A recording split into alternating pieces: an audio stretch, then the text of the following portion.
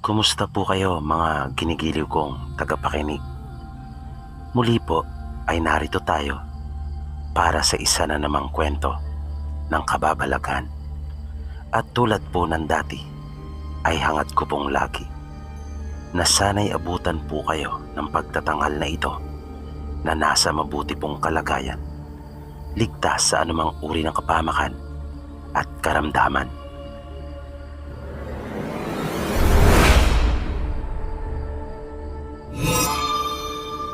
Matapos na malampasan ng dalawang dalaga ang panganib, nang sila ay mapusuan ng isang hari ng mga engkanto, ay naging payapa na muli ang kanilang pamumuhay. Ngunit nababatid nilang hindi iyon ang huli, pagkat naiintindihan nilang hindi natatapos ang mga pagsubok. Gayon din ang mga suliranin sa buhay habang narito sa mundo.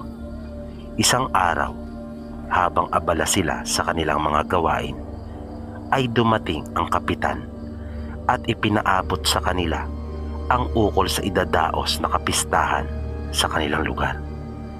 Nakaramdam naman ng pananabik sila Angelo, Bernamir at Agatha dahil sa paparating na okasyon na kanilang narinig mula sa kapitan. Maging ang kanilang mga lola na sina Aling Dolor at Aling Jesusa ay tila nakaramdam din ng pananabik dahil sa matagal-tagal din silang hindi nakakaranas ng mga gayong okasyon, simula nang matira sila noon sa kabundukan at sa liblib na lugar. Kaya sinabi ni Mir at Femia na magpunta sila sa bayan nang sa ganon ay makapamili naman sila ng mga bagong damit. Napagkasunduan nilang magdadala na rin sila ng mga gulay at prutas na paninda. Habang namimitas ay di maiwasan ng dalawang dalaga at ni Angelo na maipahayag ang kanilang kagalakan sa nalalapit na okasyon. Nasabi naman ni Mir na mabuti na lamang at may lupa silang nabili dahil sa gintong nakita nilang dalawa, pagkat napakalaking bagay ang mayroong sariling lupa na pinagtatamnan. At ngayon nga ay kanila nang napapakinabangan. Kinabukasan, maaga pa ay umalis na sila ng bahay upang magpunta sa bayan. Halos lahat sila ay magkakasamang nagpunta, maliban kina Pablo at Bernabe, pagkat may aasikasuhin sa bukid si Bernabe, samantalang si Pablo naman ay manggagamot. Nang nasa bayan na sila ay kanilang agad na pinuntahan ang dati nilang pinwestuhan, at natuwa sila Bernamir nang makitang bakante pa rin iyon at walang sino mang nagtitinda roon. Paglapit nila ay biglang lumitaw ang mga lalaking kanilang nakaengkwentro, kaya naging alerto sila. Biglang nagsalita ang pinakatumatayong lider ng mga ito at sinabing, "Noong isang araw pa namin kayo hinihintay. Sadyang hindi namin pinapwestuhan iyan dahil alam naming babalik kayo upang magtinda." Dahil sa narinig nilang tinura na iyon ng lalaki, ay nagkatinginan sila at wala na silang ibang nasabi pa kundi ang magpasalamat sa mga ito. Tinulungan pa sila ng mga lalaki sa kanilang mga paninda na maiayos at mailatag. Bilang ganti sa kabutihang loob ng mga ito, ay kanilang binigyan ng prutas at gulay. Ngunit nagkatawanan silang tatlo nang ibalik ng lalaki ang ampalaya. Wag na raw iyon pagkat sawa na daw siya.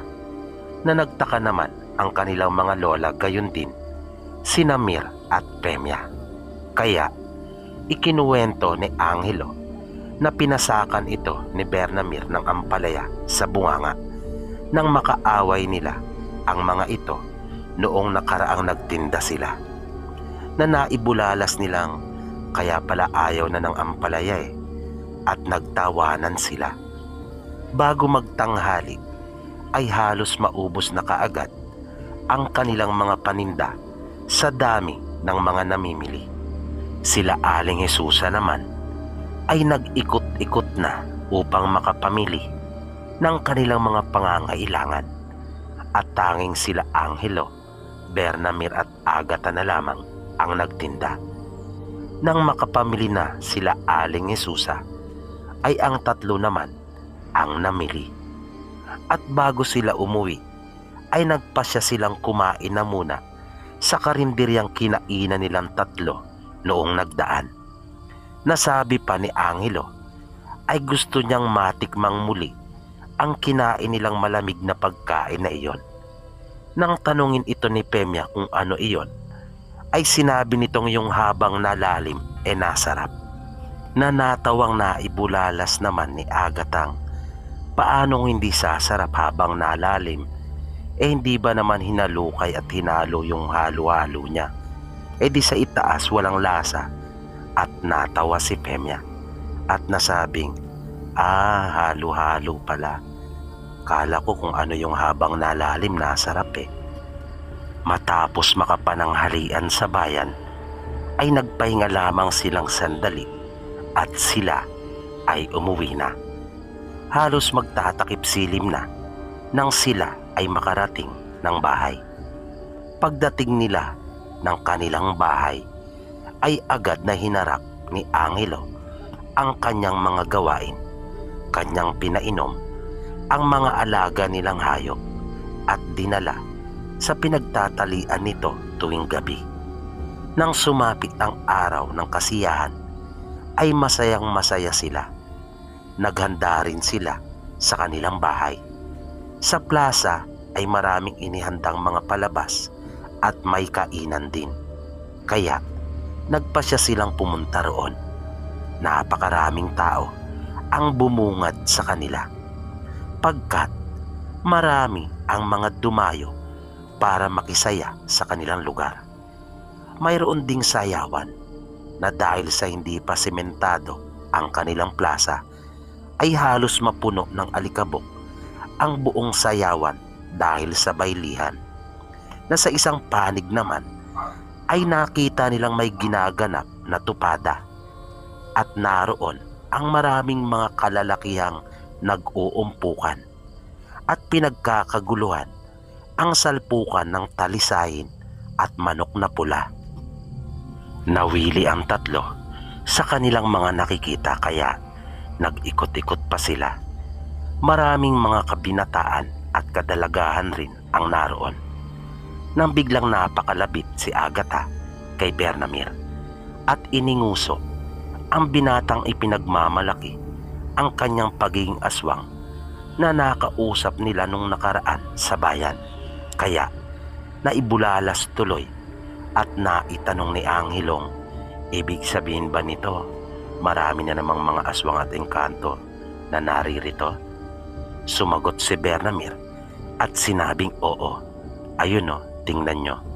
At napatingin sila sa direksyong itinuturo ni Bernamir at nakita nila ang matandang nagkaloob sa kanila ng singsing at pulseras na nang hindi sila pumayag na manatili sa kaharian ng mga ito ay kanya ring binawi ang mga iyon. At mayroon na naman itong kinakausap na mga dalaga, kaya mabilis silang lumapit sa kinaroroonan ng matanda na agad namang napalingon ito sa kanila nang mapansin sila nito ng kanilang tabihan at tila naunawaan naman nito ang ginawa nilang pagkakatitig sa matanda na hindi na kailangan pang magsalita at lumayo na ito pagkat bistado na nila ang pakay nito. At sinabihan ni Bernamir ang mga dalagang kung mahal nyo ang buhay at mga pamilya nyo ay wag na wag kayong tatanggap ng kahit na ano mula sa matandang babae na iyon. At umalis na sila na naiwan namang nagtataka ang mga kadalagahan at tila nawirduhan sa mga tinuran na iyon ni Bernamir. Di nagtagal ay nagkaroon na bigla ng komosyon. Ang buong akala ni Angelo ay nagkagulo sa sabungan. Ngunit nang makalapit sila ng bagya sa pinagmumula ng gulo, ay nakita nila ang isang dalaga na tila nangingisay sa lupa at nagwawala. At di nagtagal ay isa pa ang bumagsak sa kabilang panig naman, at halos ganun-ganun rin ang ikinikilos. Nataranta ang mga taong naroon.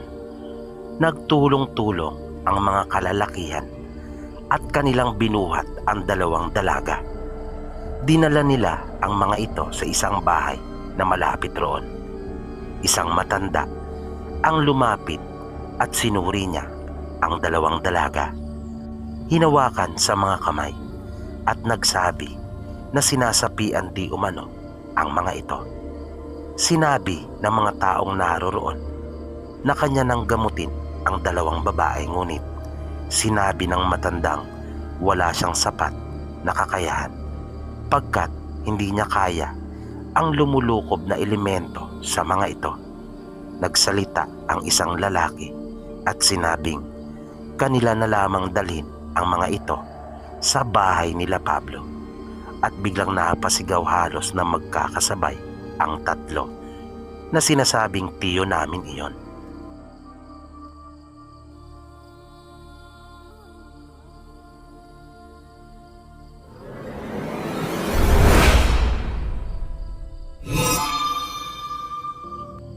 Nasaksihan nga nila ang nangyari sa dalawang dalaga sa plaza matapos itong saniban ng hindi pa matukoy na mga elemento.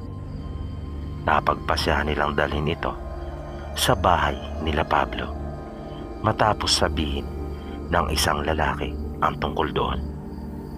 Kanilang iginapos pansamantala ang dalawang babae, pagkat walang tigil pa rin sa pagpupumiglas at pagwawala ang mga ito. Kaya sumama na rin sila Bernamir, Agatha at Angelo.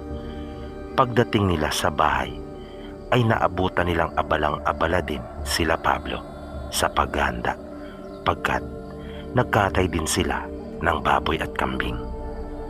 Agad nilang sinabi ang nangyari sa dalawa nang kanilang makaharap na si Pablo, na hindi na nila kailangang ipaliwanag pang mabuti, pagkat kita ni Pablo ang dinaranas ng mga ito. At tulad nga ng sinabi ng matanda, ay agad niyang tiniyak na sinasapian nga ang mga ito. Kanyang ipinagdikit ang kanilang mga kamay, at napansin maging ng mga naroroon na mas mahaba ang isang daliri ng mga dalaga. Kaya sinimulan na niya ang gamutan, at narinig nila ang malalakas na tinig na nagmumula sa dalawang dalaga. Noong unay nagkakatawanan pa ang mga lalaking naghatid sa mga ito, gayon din ang mga kababaihang sumama para makiusyoso. Ngunit nang magsimula na itong magbitiw ng mga di kanais-nais na pananalita at mga pagbabanta, ay natahimik sila at nahintakutan, pagkat sinabi ng mga elemento na kanilang bibigyan ng sakit ang kanilang mga anak at kaanak, lalo na pag sila ay pinigilan na makuha ang mga dalaga, na nakadagdag pa ng takot sa lahat ng mga naroroon ang pagbabago ng boses ng mga babae. Dahil sa kanyang narinig ay nagalit si Pablo at sinabing bakit pati ang mga walang malay ay kanilang idadamay. Subalit kahit pa nakaramdam siya ng galit dito, ay pinanatili niyang kalmado siya at mahinahon. Kanya pa rin itong kinausap sa mabuting paraan. Pero matapang ang mga sumanib sa dalawang dalaga, na sinabihan pa siyang pakialamero at nilait ang kanyang kakayahan. Hindi naman nagpaapekto si Pablo Pinagbigyan pa niya ang mga ito, ngunit sadyang matitigas at matatapang. Kaya nang hindi pa rin makinig ang mga ito sa kanyang pagbababala, ay inusalan na niya ang mga engkanto. Hanggang sa huli ay hindi umurong ang mga ito na gusto talagang makuha ang mga dalaga. Kaya wala nang nagawa pa si Pablo kundi angkitlin na ang buhay ng mga ito. Hinang-hina ang dalawang babaeng sinapian matapos ang gamutan. Buong akala nila ay doon na natatapos ang problemang kanilang kinakaharap. Ngunit di nagtagal ay sunod-sunod naman na dumagsa ang mga taong nananakit ang tiyan, na ang iba pa nga sa mga ito ay nagsusuka. Nang suriin sila ni Pablo ay lumalabas na nilason ang mga ito, na ang dalawa pa sa mga ito ay talagang putlang-putla na at lubhanang nanghihina. Kung kaya hindi na nag-aksaya pa si Pablo ng pagkakataon, dahil nalalaman niyang ang panlalaso na ginawa sa dalawa ay hindi upang pahirapan ang mga ito, kundi upang patayin. Pagkat ayon kay Pablo, may dalawang paraan na ginagawa ang mga manlalason o yung tinatawag na kilkigan. May pangmatagalan na kanilang pinahihirapan hanggang sa ikaw ay mamayat ng gusto, na kahit dalhin ka pa sa manggagamot o sa ospital ay walang makikitang anumang sakit o problema sa sistema ng iyong katawan. Ang isa naman ay sa maikling panahon ay pwede mo na agad itong ikamatay. At iyon nga ang nararanasan ng dalawa. Kaya ito ang inunang gamutin ni Pablo.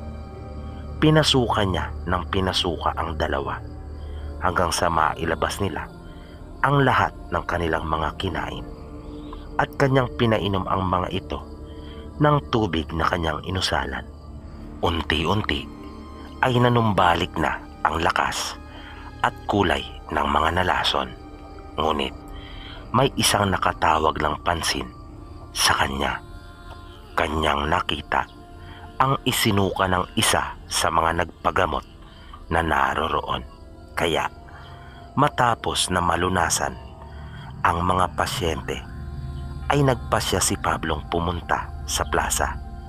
Napansin iyon nila Angelo, Bernamir at Agata.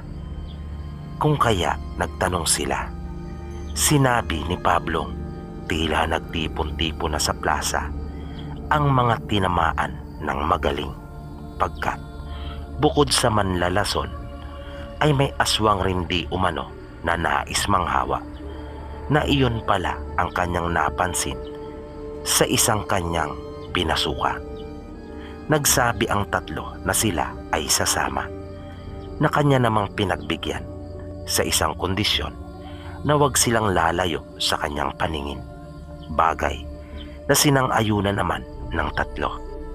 Sasama din sana si Bernabe, ngunit sinabi ni Pablong sila na lamang at kanila na lang ipagpatuloy ang pagluluto.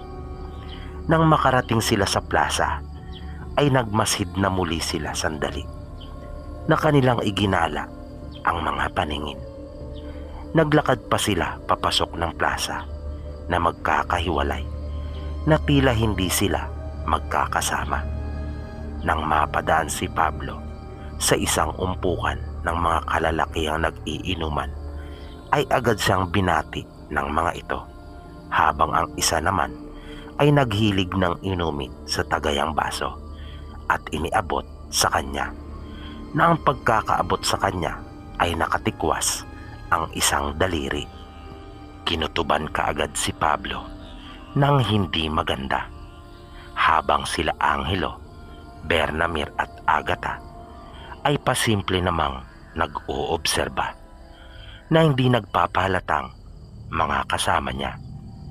Nang tanggapin ni Pablo ang baso, ay kanyang ginamit ang palad sa pagsapo at hindi nga siya nagkamali sa kanyang hinala pagkat biglang kumulo ang inumin na nasa baso at pagkatapos ay bigla itong nabasag.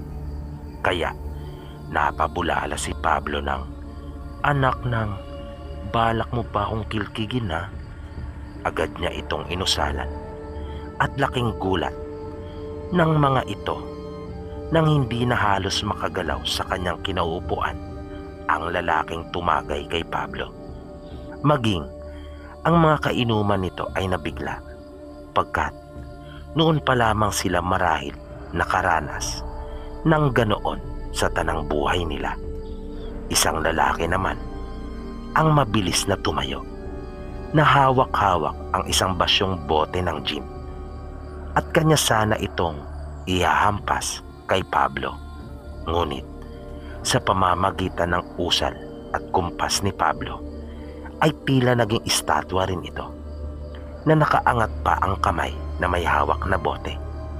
Panay ang pakiusap ng dalawang lalaki na noong huli ay nalaman niyang magkapatid pala ang mga ito mula sa kanilang mga kainumang naroon. Matapos na mangako ang mga ito na hindi na nila uulitin pa ang masamang gawain at sila ay magpapagamot kay Pablo, ay doon pa lamang niya pinakawalan ang mga ito sa orasyong kanyang ginawa, na hindi naman mapigilan ng tatlo ang kanilang sarili na humanga sa kanilang tiyo Pablo dahil sa ipinakita nitong kakayahan. Nagpatuloy pa sila sa pagmamasid. Napansin nila ang isang bahay na naroon malapit. Nang makalapit sila Pablo doon, ay may ilang mga kababaihang inaya siya na kumain. Mababait ang mga ito na patuloy silang inalok upang tikman ang kanilang mga inihanda. Nang mapahawak si Pablo sa mesang pinagpapatungan ng mga pagkain, ay biglang may sumagi sa kanyang isipan. Nakita niya ang isang babaeng nakasuot ng mahabang damit na kulay itim at ito ay nagluluto. Na nakita niya ang mga pagkain na tila may sapot ng gagamba at inaamag ang mga ito.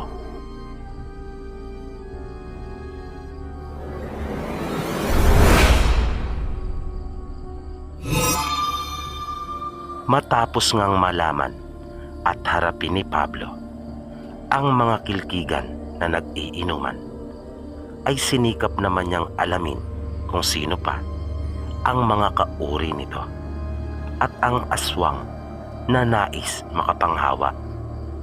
Nang makalapit sila sa isang bahay na malapit roon na mayroong mahabang mesa ng mga pagkaing nakahain, ay nagkaroon si Pablo ng isang pangitain at hindi maganda ang ipinapahiwatig noon. Kanyang pasimpleng tinanong ang isang babae na nag-alok sa kanyang kumain kung sino ang mga nagprepara at nagluto ng mga pagkaing inihanda. Sumagot ang babae at sinabing hindi niya alam, na napansin naman ni Pablo ang pagsasabi nito ng totoo sapagkat sinsiro naman ito sa kanyang tinuran, na naisip niyang marahil ay panauin lamang ito doon. Kaya tiningnan niya sila Angelo, Bernamir at Agata na tila sinasabi niyang mag-obserba pa sila at ipagpatuloy ang ginagawa nilang pagmamasid. Sinubukan nilang umikot sa likod bahay na maging doon ay nagkakarami ang mga tao, nang biglang nasagi si Pablo ng isa sa mga lalaking naroon, na nang magtama ang kanilang mga braso habang naglalakad ay mabilis na sumagi sa isipan niya ang isang larawan. Larawan iyon ng isang aswang na tila hayok na hayok at animoy aso na umaalulong. Pagmulat ng kanyang mata ay isang babae naman ang nakasagi sa kanya. At tulad sa naunang lalaki ay isang aswang din ang mabilis na sumagi sa kanyang isipan. Sa pagkakataon nga lamang na iyon ay babae naman ang nagpakita sa kanyang pangitain. Kaya sinadya ni Pablong sumiksik pa sa kung saan mas nagkakarami ang mga tao at pasimpleng sinasagi na kunwa ay di niya sinasadya ang lahat ng kanyang makakasalubong at nadadaanan. At habang tumatagal ay nakakaramdam siya ng lubhang pag-aalala para sa tatlo, pagkat halos lahat ng kanyang nasasagi ay mga aswang. Agad namang napansin nila Angelo ang pag-aalala sa kanyang mukha, kaya lumapit sila sa kanya at nagtanong. Sinabi naman ni Pablo sa tatlo na hindi maganda ang sitwasyon na kanilang kinalalagyan dahil sa halos lahat ng naroroon ay mga tinamaan ng lintik, na naintindihan naman nila ang ekspresyon na iyon ng kanilang tiyo Pablo. Nagtanong si Bernamir sa kung ano ang kanilang pwedeng gawin. Wala sa ngayon, saad ni Pablo. Patuloy lang di umano silang makiramdam. Pero nasisiguro daw niyang aswang ang naghanda ng mga pagkaing nakahain sa mesa at nais ng mga ito na makapanghawa.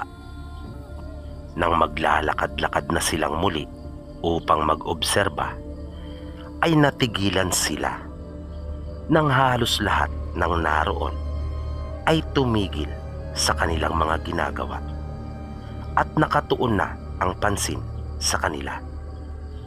Kanila ring nakita ang babaeng kanyang napagtanungan na nasa balkonahe na ng bahay at nakatitig ito sa kanya ng matalim. Nakita ni Pablo ang mga mata nito na tila nagbabaga, na kanyang mabilis na inalis ang pagkakatitig doon dahil sa napapaso siya. At biglang sumagi na muli ang pangitain niyang iyon ukol sa babaeng nakasuot ng itim na damit na nagluluto ng mga pagkain, na nang humarap ito sa kanyang pangitain ay ang babaeng kanyang napagtanungan pala iyon, na siya pala mismo ang may pakana. At nakita rin ni Pablo sa kanyang balintataw na sinabihan ng babae ang kanyang mga kaanak at kasamang aswang ukol sa pagtatanong niya dito, at ipinasa-pasa na ng mga ito ang mensaheng iyon ng babae, na sinadya pala ng mga itong sagiin siya upang makumpirma rin ng mga ito na isa siyang mamamatay aswang, ang kilala at bantog na si Pablo, ang mandirigmang albularyo. Mula sa balkonahe ay nagsalita ng malakas ang babae at pasarkastiko nitong sinabi na malugod daw nila silang tinatanggap sa okasyon nilang iyon, at lubha daw silang nagagalak na makilala ng personal at harapan ang bantog na mandirigmang albularyo. Iginala nila ang kanilang paningin at napansin nilang napapalibutan na sila ng mga ito. Kaya napabulala si Pablo ng, anak ng, mapapalaban na naman yata tayo. At napansin nilang mababa na ang araw. Palubog na ito. Nasabi ni Pablo sa tatlo na hindi pala ito karaniwang pistahan, na ang lahat ay planado, na kanilang sinadyang isabay iyon sa okasyon na maging ang kapitan ay kasabwat rin, na sa palagay niya ay kaanak ng babae pagkat naroon din ito sa balkonahe kasama ng iba pa. Kaya sinabihan niya ang tatlo na maghanda at maging alerto. At nang tuluyan ng lumubog ang araw, kasabay noon ay napansin nilang naglaho ang puti sa mata ng mga ito, na tanging itim na lamang ang makikita sa kanila.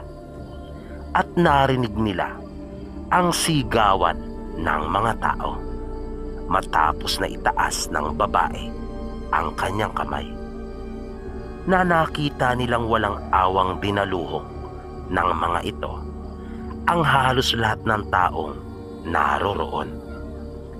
At narinig pa nila Pablong sumigaw ang mga ito ng isang maligayang kapistahan sa lahat, habang patuloy na inaatake ng mga mababangis na aswang ang mga tao, na ang iba matapos makagat ay kinakaladkad pa sa lupa. Ang iba naman ay patuloy na nakipagpambuno, ngunit wala ring halos na magawa pagkat wala talagang kalaban-laban sa lakas at bilis ng mga aswang. Maya-maya ay tatlong kalalakihan ang humahangos na papalapit sa kanila. Agad namang namukaan nila Bernamir ang mga ito. Iyon ay ang mga siga sa pamilihan. Sinabi ng pinaka-leader ng mga ito kay Bernamir na tulungan di umano sila. Dagdag pa nito ay naglipa na ang mga aswang na halos sabay-sabay na umatake sa buong bayan. Sinabi pa nitong walang pinapahintulutang makalabas ng kanilang bayan. At narinig nila ang mga nakakakilabot na palahaw at pagsigaw ng mga tao, na nakakadagdag ng kilabot ang mga pag-iyak at pagdaing ng mga kawawang biktima ng mga ito, na animoy nagsilbing pagkain para sa kanila, na umaalingaw pa ang mga panaghoy ng mga taong walang awang nilalapa ng mga mababangis na aswang. Dahil sa kanilang mga nasaksihan ay napatiimbagang halos lahat sila. Napapikit si Pablo at umusal ng maikling panalangin. Sa mahinang tinig ay muli siyang humingi ng gabay sa Ama na huwag silang pabayaan at patuloy na patnubayan sa gagawin na naman nilang pakikipagbaka laban sa mga mapaminsalang kampon ng kadiliman, na kanyang hiniling na kung maaari ay patatagin ang kanilang loob at bigyan sila ng ibayong lakas upang minsan pang maipagtagumpay ang laban na iyon at mapuksa ang mga tagapagtaguyod ng kasamaan. Hiniling din niyang ingatan ang mga mahal nila sa buhay na nasa kanilang tahanan. Buti na lamang at nagpasya siyang maiwan na lamang si Bernabe doon, na kung nagkataon pala ay malalagay sa panganib sila Pemia at lahat ng naroon, dahil sa sabayan pala ang gagawing pag-atake ng mga ito, na ang kanilang pinakahudyat ay ang paglubog ng araw, na nang matapos ni Pablong bigkasin ang huling pangungusap ng kanyang maikling panalangin, ay sabay-sabay namang sumagot sila Angelo, Bernamir at Agata, at sinabi ang katagang Amen bilang tugon ng pagsang-ayon. Nakasunod noon ay mabilis na rin silang kumilos na kanilang sasalubungin ang papasugod na mga mababangis na aswang.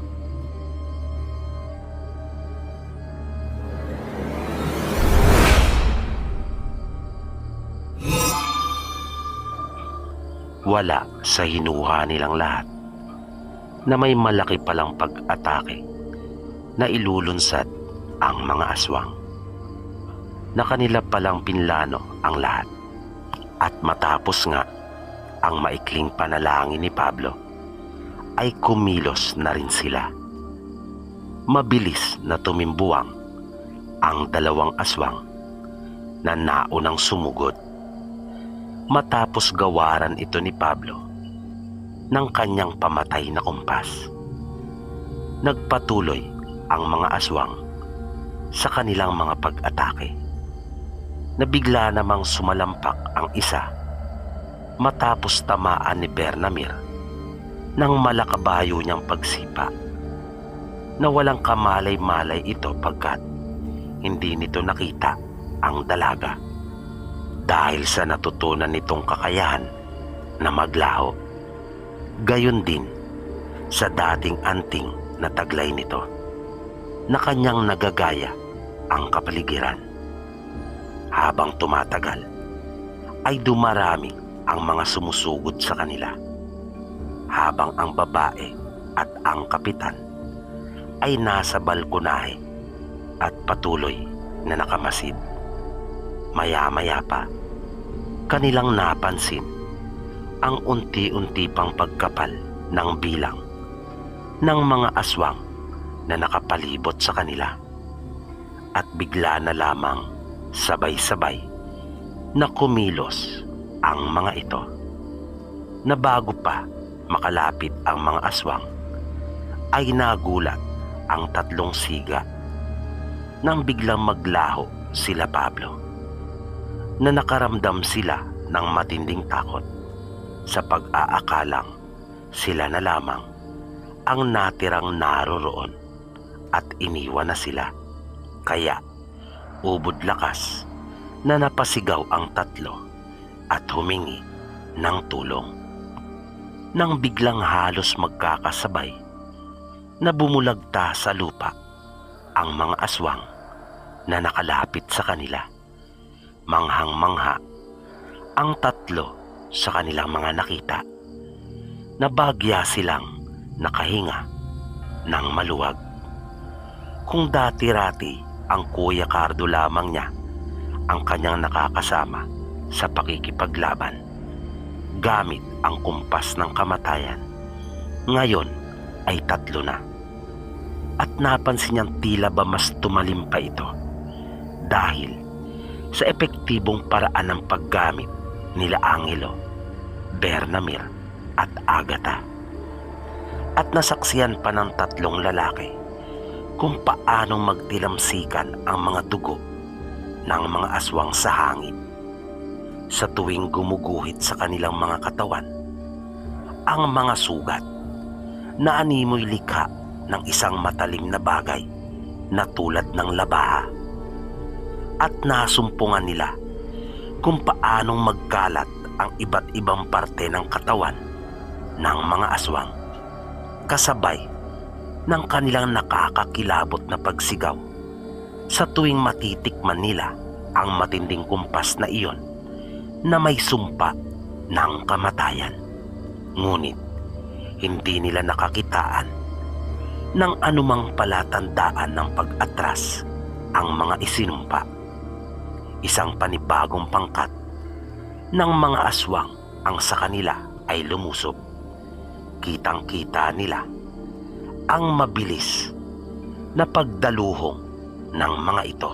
Ngunit nang malapit na ito sa kanila ay bigla na lamang nagsipaglaho, at sa isang iglap ay halos sabay-sabay na namilipit ang tatlong lalaki nang gumuhit ang matatalim na kuko ng mga ito sa kanila, na agad na napansin nila Pablo ang kakaibang kakayahan ng mga aswang kesa sa nauna nilang mga kasama.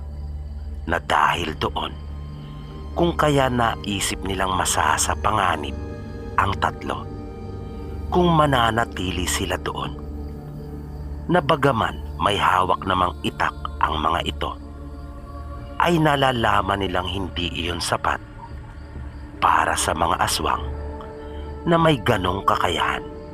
Kaya nagpakita na sila Pablo upang masundan sila ng tatlo.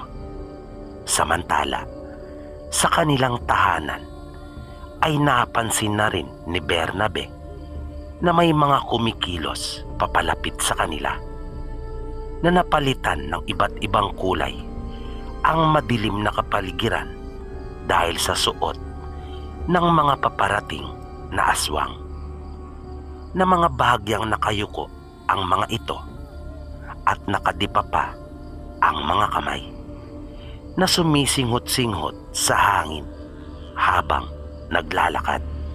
Kaya kanyang sinigawan sina Pemya at Aling Dolor na magmadali at pumunta na sa kanilang bahay, na agad naman silang lumabas karga ang anak nila ni Pablo. Isinukbit ni Mir ang itak na gamit dati ng kanyang asawa at hinawakan na ang kanyang sibat. Samantalang si Bernabe naman ay itinali na sa kanyang bewang ang talibong na kaloob ng engkanto sa kanya. Ilang sandali pa ay narinig na nila ang humahangos na tinig at huni ng iba sa mga ito. Tinakbo nila ang mga pinto at bintana. Sinigurado nilang nakasara iyong mabuti. Di nagtagal ay narinig na nila ang mga pagkaluskos sa dingding ng kanilang bahay, na pagkaminsan ay nagdudulot pa iyon sa kanila ng pagkangilo dahil sa tunog na nililikha ng kanilang mga matutulis na kuko, na naisip pa ni Bernabeng sagad sa kayabangan ang mga hayop. Maya-maya ay biglang nanumbalik ang katahimikan. Nawala ang mga ingay na nililikha ng mga aswang. Maging ang kanilang mga paghangos at paghuni ay nawala rin. Kaya napabulala si Aling Dolor ng katagang salamat, nang biglang sabay-sabay na kinalampag ng mga ito ang tabla nilang dingding sa halos lahat ng bahagi ng bahay, na napasigaw pa ang dalawang matanda sa pagkagulat. Sinigawan nila ang mga ito at sinabihang mga duwag. Nagsalita na rin si Bernabe at sinabing, "Pasok para makita nyo ang inyong hinahanap." Na ng mga pagkakataong iyon ay nagliliwanag na ng matingkad ang kanyang gininto ang buhok. Inilabas niya mula sa tagob ang kanyang talibong, pagkat napansin niyang lumalakas ang mga pagkalabog na iyon sa magsing gilid ng kanilang bahay. Pinuntahan niya ang gawing kusina. Doon siya nag-abang, pagkat naisip niyang mas madali iyong pasukin. Panay naman ang bigkas ni Aling Jesusa ng mga katagang pangontra sa aswang, na naririnig niyang sumasagot ang mga ito sa tuwing kanya iyong bibigkasin, at halatang nagagalit ang mga ito. Nakita ni Bernabe na may 5 aswang na nagkakatipon sa labas ng kanilang kusina at sinisikap na mabaklas ang mga bahaging yari sa kawayan, na habang ginagawa ng mga aswang iyon ay nakatitig pa sa kanya at nakangiti na nang iinsulto. Hindi naman nagpadala sa galit si Bernabe. Kalmado lamang siya, pagkat Sa dami ng kanyang napagdaanan ay sanay na siya.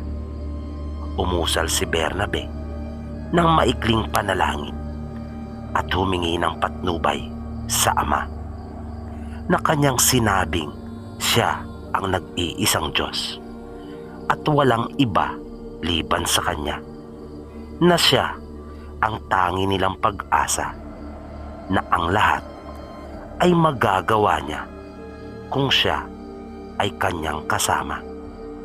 At matapos na mamutawi sa Kanyang mga labi ang mga pagpupuri at kahilingan, ay naghanda na siya at sinabihan ang mga itong pumasok na upang matikman na nila ang kanyang sandata.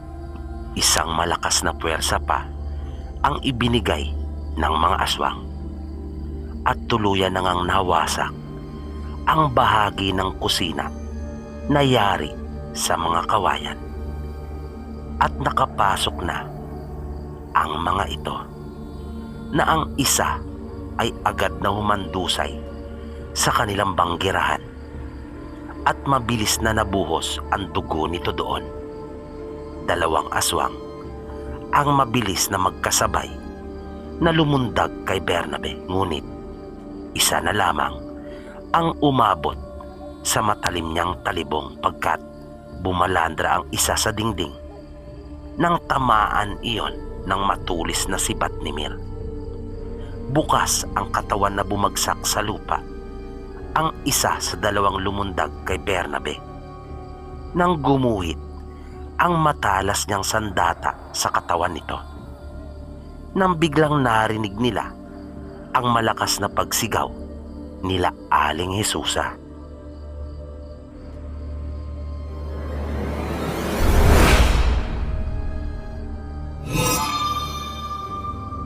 Matapos na marinig nila Bernabe at Mir ang malakas na pagsigaw nila Aling Hesusa, ay sinabihan ni Bernabe ang asawa na siya na ang bahala sa mga aswang na pumapasok sa kanilang kusina, at kanya nang puntahan ang mga ito. Mabilis namang tumugon si Mir at kanyang nakita na may aswang nang sumasampa sa bintana. Kaya mabilis niyang tinakbo ito habang hinuhugot ang itak. At nang kanya na itong malapitan, ay agad na tinaga. Halos maputol ang kamay nitong nakahawak sa pasamano ng bintana, na napasigaw pa ng ubod lakas nang maramdaman ang pagtama ng kanyang itak sa braso nito, at napilitan na itong bumitaw mula sa pagkakakapit doon. Ngunit isang aswang pa ang sumunod, na nang kanya itong undayan ay inabangan na nito ang kanyang braso, kung kaya matagumpay nitong nasangga iyon. At ito naman ang umatake, na mabilis iwinasiwas ang kanyang kamay na may mahaba at matatalas na kuko. Nagawa namang maiwasan iyon ni Mir, na kanyang ikinurba ang likod at iniilag ang kanyang sikmura, kung kaya damit lamang niya ang nahagip at agad na napunit. Nagmamadali namang kumilos si Aling Dolor at dinampot ang matulis na kawayang nakasandal sa dingding na nasa may haligi. Isang unday pa sana ang pakakawalan ng aswang kay Mir, ngunit nagulat ito at nanlaki ang kanyang mata nang maramdamang tumusok sa katawan nito ang matulis na kawayang hawak-hawak ni Aling Dolor. At nakita pa nilang bumulwak ang dugo nito mula sa bibig bago tuluyang bumagsak. Ilang aswang pa ang nagbalak na makapasok sa bintana, kaya kumilos na rin si Aling Hesusa at kinuha ang isa pang pinatulis na kawayan. Dahil doon ay hindi magawang makapasok ng tuluyan ng mga aswang. Samantala, patuloy namang nadaragdagan ang mga aswang na humahalik sa lupa dahil sa walang tigil na pakikipaglaban ni Bernabe sa mga ito. Halos walang humpay ang ginagawang pag-atake ng mga aswang sa kanya. Ngunit hindi siya nagpadaig sa mga ito gamit ang angkin niyang bilis at lakas, lalo na ang kanyang husay sa pakikipagdigma na hinasa na ng panahon at karanasan na ang iba pa nga ay tila nagdadalawang isip ng umatake pa dahil sa nasasaksihan nilang sinapit ng kanilang mga kasamahan na nakahandusay.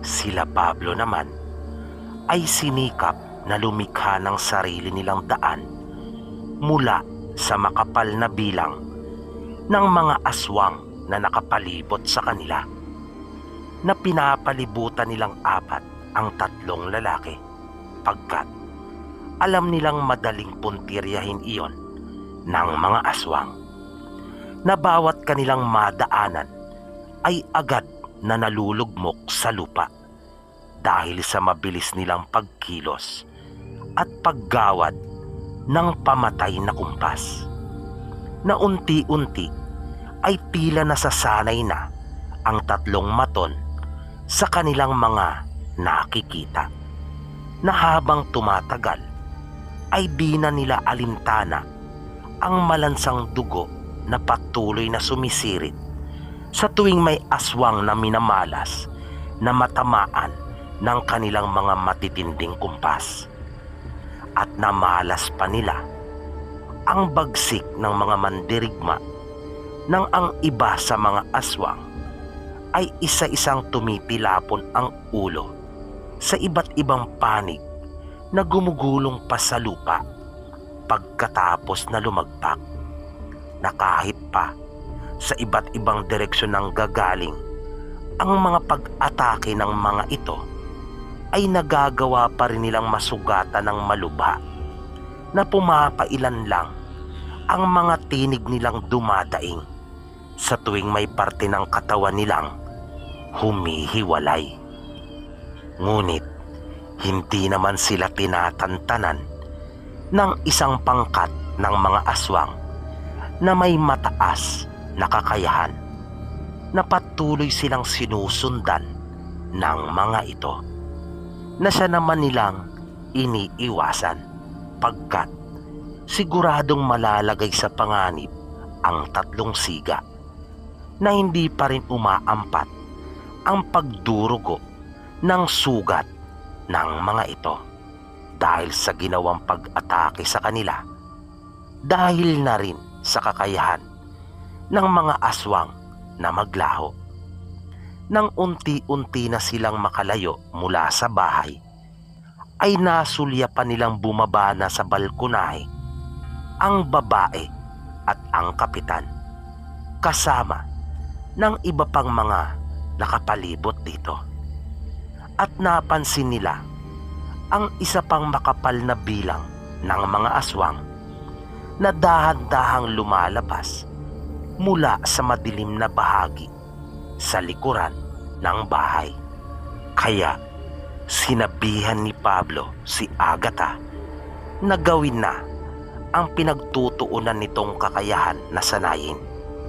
Agad namang tumalima ang dalaga at mabilis na inusal ang mga kataga, na ilang sandali lang ay nayanig ang kapaligiran at naramdaman nilang gumalaw ang lupa. Natigilan halos ang lahat ng naroon at sinikap na mapanatili ang kanilang balanse. Kasunod noon ay tuluyan ng nahati ang lupa, at mula sa ilalim ng malaking hiwa ay lumabas ang makapal na alikabok na napangiti si Bernamir at Angelo sa ginawa ni Agatha, pagkat hindi na magawang makaresponde pa ng grupo ng babae at kapitan. Kanilang sinamantala ang pagkakataon upang tuluyan ng makalayo sa bahay ng mga ito. Naalala naman ni Bernamir ang kanyang ginawa noon nang minsang salakayin ang kanilang bahay ng mga aswang na busaw. Kaya sinabi niya sa mga lalaki na kumapit sa kanya, at ilang sandali lang ay naglaho na sila, na sinundan naman iyon nila Pablo, Angelo at Agatha, kung kaya naiwan ang mga aswang na nakanganga at takang-taka, na nagpalingalinga pa ang mga ito at pilit na inaapuhap ng kanilang paningin sila. Ngunit bigo ang mga ito, na ang naging reaksyon ng karamihan sa kanila ay napakamot na lamang kahit sa hindi naman makati, dahil nagmistulan silang mga tanga. Mabilis silang kumilos nang makahanap sila ng isang lugar kung saan pwede silang makapagpahinga na sandali sa mga kakahuyan. Ay huminto na muna sila at kanilang binigyan ng pang-unang lunas ang tatlo. Salit-salitang ipinasuot ni Pablo ang kanyang kwintas sa mga lalaki, at pagkatapos ay mahinang umusal, at halos hindi sila kumurap nang makita kung paano mabilis na naglaho ang kanilang mga tinamong sugat. Nang mapagaling na ni Pablo ang mga ito at naghahanda na muli silang lumakad upang makauwi na sa kanila, ay bigla na lamang hinablot ng isa sa mga lalaki ang medalyon na iyon ni Pablo, at mabilis itong nanakbo. At dito po nagtatapos ang kwentong itinampok natin para sa araw na ito. Muli, sana po ay inyong nagustuhan, at naway patuloy niyo pang subaybayan ang mga susunod pa po nating kwento dito lamang sa Mga Totoong Kwento ng Kababalagan. Maraming salamat po, at hanggang sa muli.